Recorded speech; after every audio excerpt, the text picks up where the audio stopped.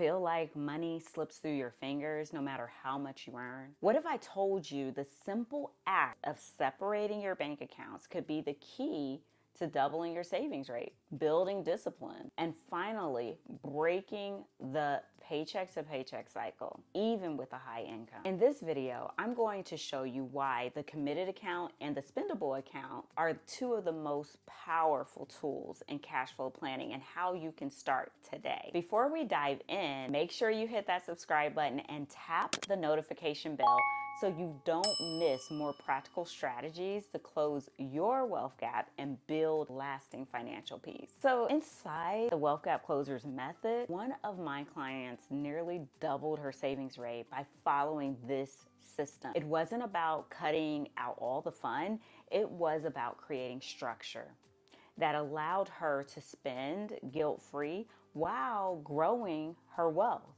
And that's what I want for you too. So let's talk about the committed account. So this is where your must-pay expenses live.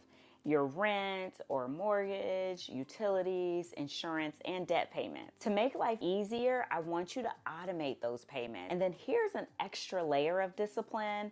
Leave the debit card for that account at home so you're not tempted to use it for everyday spending. Now, let's talk about your spendable expense account. And this is we'll talk allowance style account for discretionary spending like dining out, shopping, entertainment. So this account is debit only. So you always see exactly what's available, no overspending, no sneaky credit card balances building up. So what I love about this is that, it promotes positive money behaviors. I've seen it for myself. By separating accounts, you make invisible money visible. You don't accidentally dip into the rent money for brunch or that new handbag. So I tell my clients this: when you give your dollars a job, they stay in line. And you organize. When you organize it too, it stays in line. It also makes you more mindful. So swiping your spendable debit card feels different when you know exactly how much you have left and how much you have in there. And so being mindful leads to more intentional spending and bigger long-term wins. It's almost like you put guardrails in place. And one thing I've found is sometimes boundaries, even though they're boundaries, they're freedom. They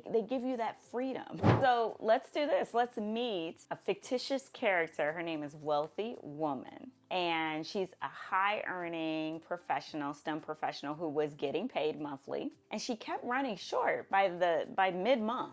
Once she moved her non-negotiables into a committed account, all her income went into there, and then she started paying automatically all her payments. She left the debit card at home and never touched it for that particular account. And then she funneled her discretionary, those expenses that have emotional risk, funneled that money into her separate spendable account. And the result is she became more consistent and more mindful. So by separating the account, she removed friction. And she became more mindful because she could only swipe her spendable debit card. She didn't risk dipping into her money that was earmarked for bills. So her spending felt like freedom and not guilt because her essentials were already covered and her wealth building goals stayed on track. So this is, I would call it lesson 4 because we've gone over a few already. So you have your weekly versus your spendable.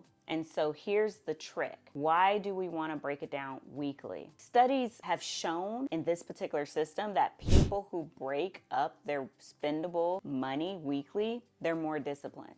And those who just deposit the monthly recommended amount all at once, they often run out by day 18. And so what do they do to fill the gap? Probably using a credit card or going into saving. And that is taking you backwards and not forward. So quick question for you. Do you think you'd prefer to receive your spendable allowance weekly or monthly? Drop your answer in the comments. I'd love to hear which one feels more doable for you. If you're ready to stop feeling like your money disappears, I invite you to book a strategy session with me. The link is right below in the video description. I'll even put it in the first comment. I'll pin that comment as well. And if this was helpful, please give it a like. That way it lets me know what topics you enjoy. And then subscribe for more money strategies and check out my other video on cash flow and lifestyle creep. You don't want to miss them. See you later, Wealth Gap Closers.